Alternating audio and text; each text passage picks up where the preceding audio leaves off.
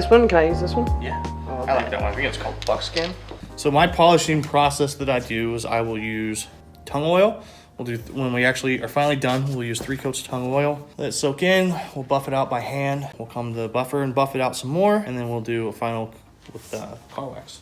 I usually like to use 1/8 inch and 1/4 inch. So what I like to do is I like to keep my stencil, so like most of my stencils are flat on the spine. Yeah. So all I have to do is kind of lay it on that, and then I don't have to cut any of that out.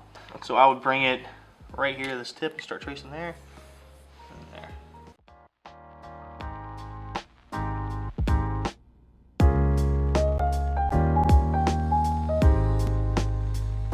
I usually try to start at the bottom too, because when I cut actually into the steel, you can use force to push up. So what I would do is I'll come through and kind of score where you want to cut.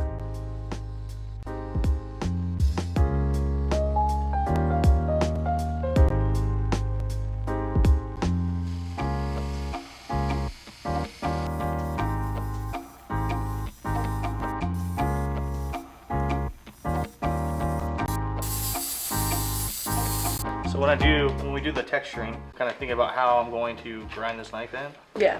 So we kind of want to keep away from the edge as much as possible and focus all of our texturing in here. Not go anywhere past like this area the handle will be. So we want this to be as flat as we possibly can so the hand material will sit flush against it.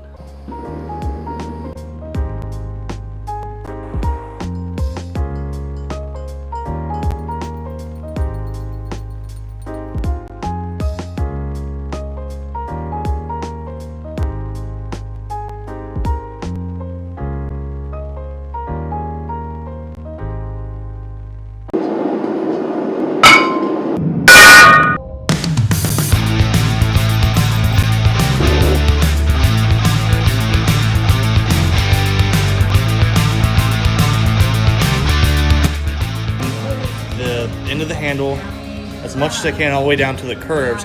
I want it to be flat. We're going to take it to the flatten. We're just going to flatten it until it all smooths out together. And then the other thing we're going to work on is we're going to get this flat in here, and we're going to work a curve right there at the tip.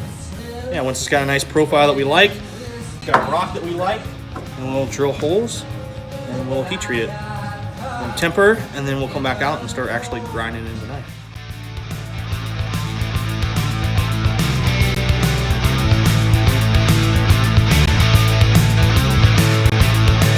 After you harden the knife, if you lay it on a flat, cool surface, it'll pull the heat away and it'll draw, I don't know, it kind of, the knife tries to bend away from the cool air.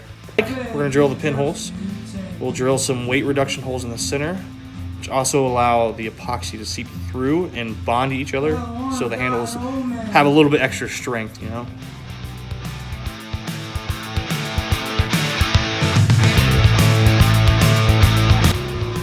The pins basically stop the handle material from sliding back and forth. So what I care most about is the performance of the knife.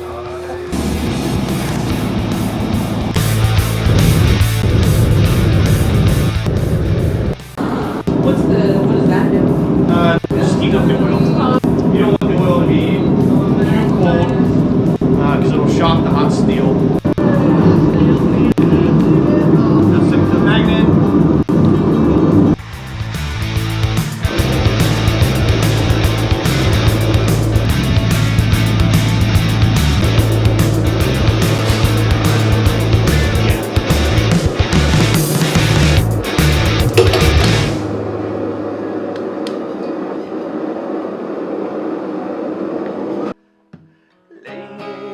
Running down the riptide, taking away the dark side. I want to beat your left hand around. I love you when you sing. Oh, so what did you do before this? I stocked vending machines for the past 4 years. Oh, really? Yeah. Years, I just drove around and I hustle snacks. Really, when we got this house, it's a big garage. So I had this big space that I didn't know what I wanted to do with it. I knew I wanted to do something. I wanted like a man cave or something to do. I didn't know if I wanted to like try woodworking or. Did you ever give woodworking a try? My brother's more of the woodworker than I am. His dad was a custom cabinet maker So we helped them build cabinets when we were in high school. A few, like 6 years ago maybe, my brother and I, we lived together. We were watching YouTube videos when we were bored, and we decided like, hey, let's try and make a knife. We got saw blades, we got all this stuff. And we made like a little, we tried to heat treat it in a fire pit. And we dug a hole and we attached some like tubing to a hair dryer, his wife's hair dryer, which melted. But yeah, so we dug a hole, stuck that in there to get the coals hot, and that's how we heat treated. It was a disaster.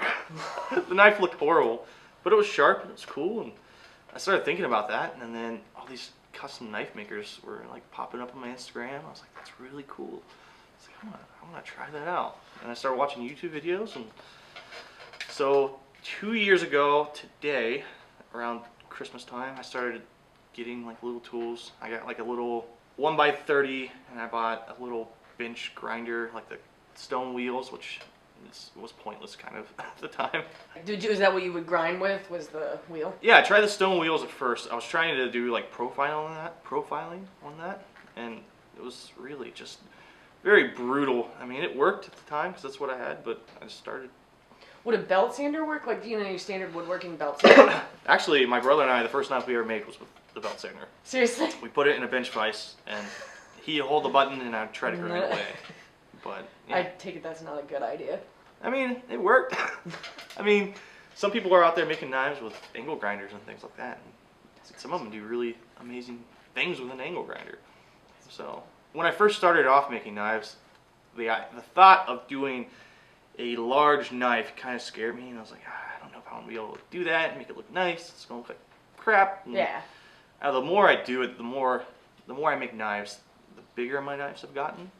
Just like, confidence and... Yeah, I mean, it's all about building your confidence. I'm gonna go pull those knives out of the oven real quick. So,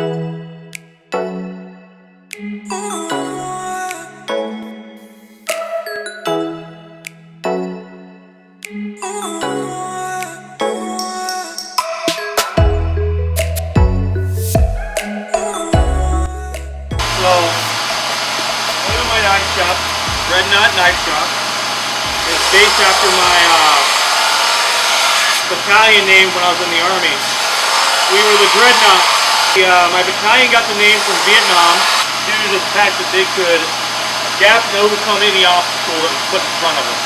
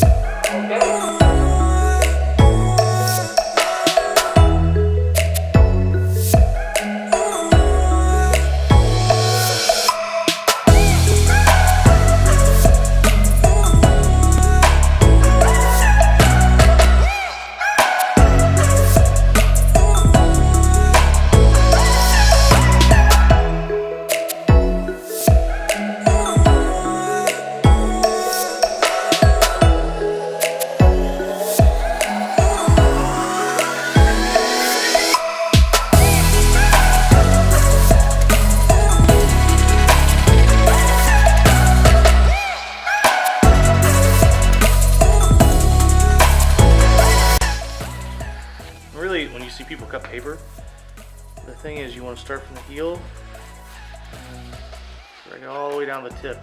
If it catches anywhere too, it tells you where you need to hone in that area. It's pretty good.